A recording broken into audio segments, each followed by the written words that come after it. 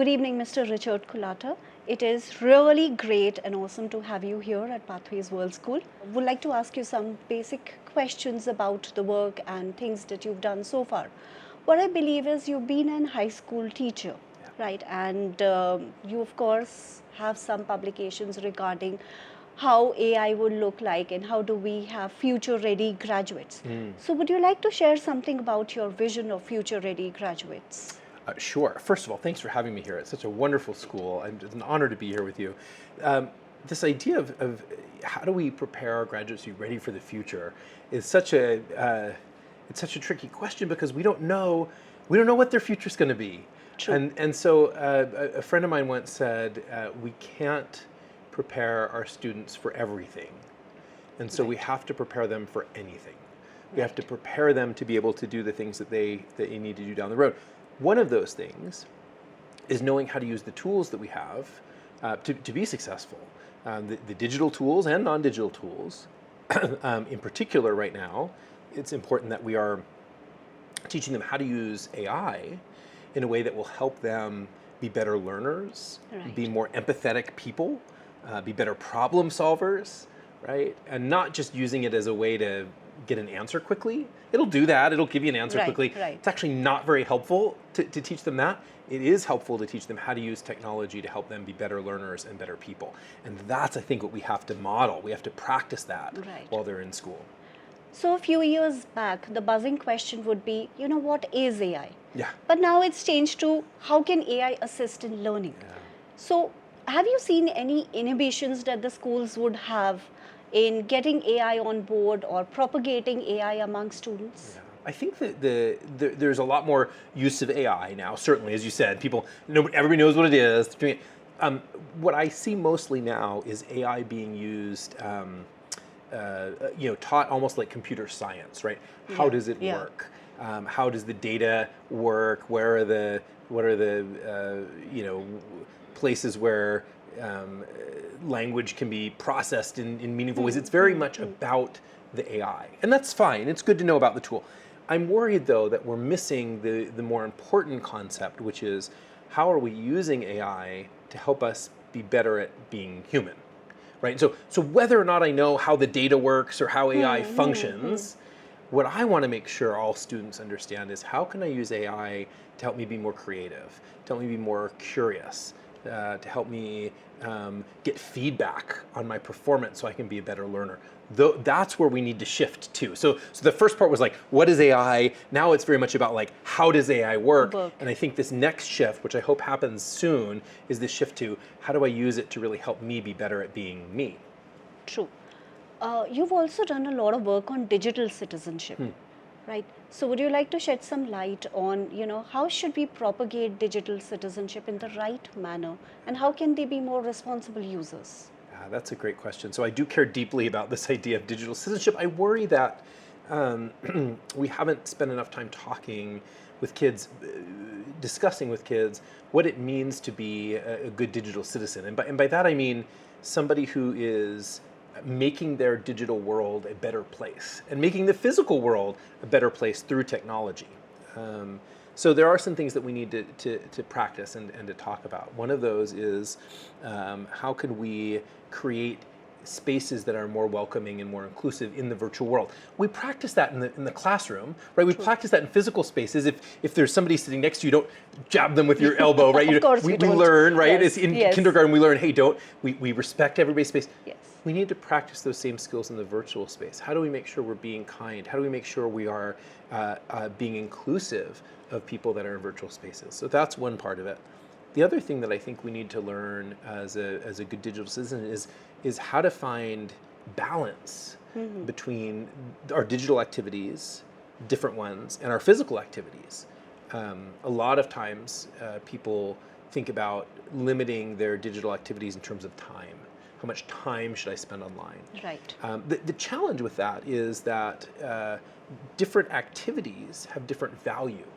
And so some activities, 5 minutes is too long, right? Others, 2 hours may not be enough. If you're doing something very creative, if you're reading, if you're connecting with friends and learning, right? That's a very different activity. And so we have to shift out of this idea of how much time and start asking the question, how much value is this particular digital activity giving me?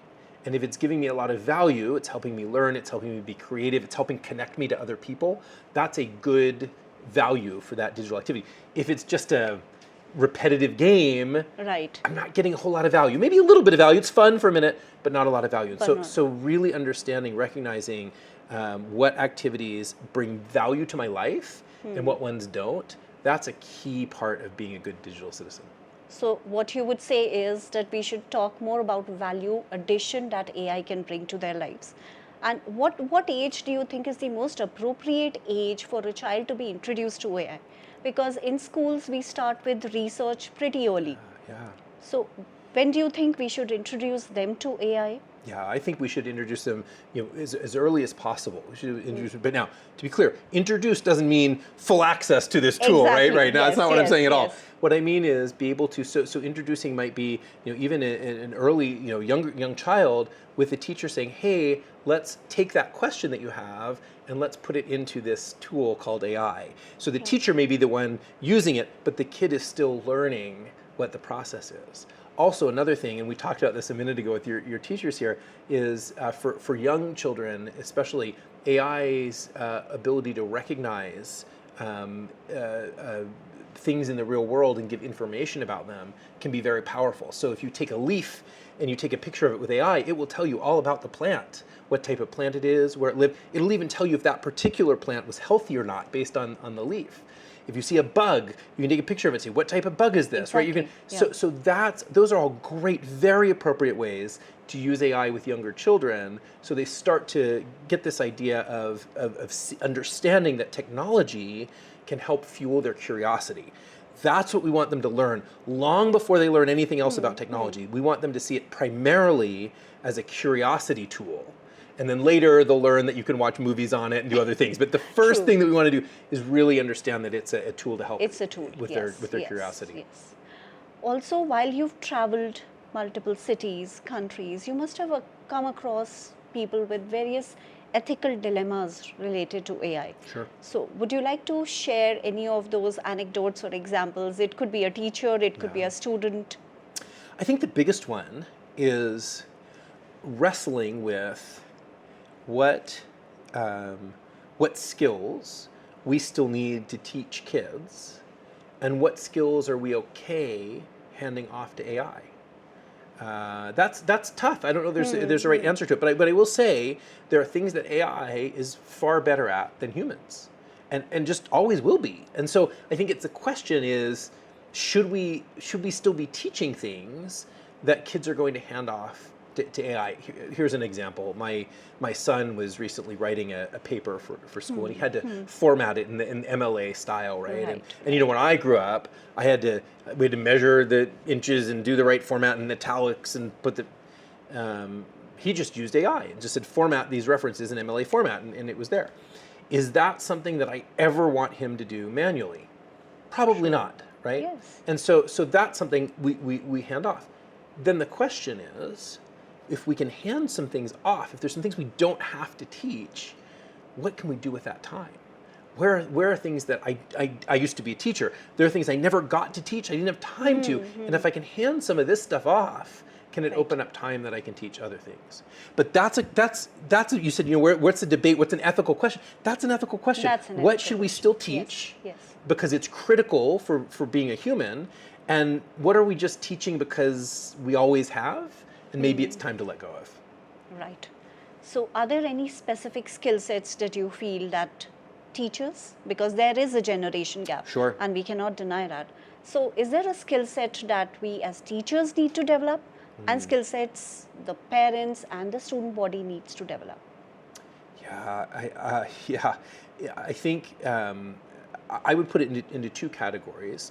One we already talked about, which is the idea of what does it mean to be a good digital citizen, right? How can we model good behavior in virtual spaces? And I do worry that I shared the example before, we spend a lot of time talking to students, modeling what it looks like to be a good member of a physical world.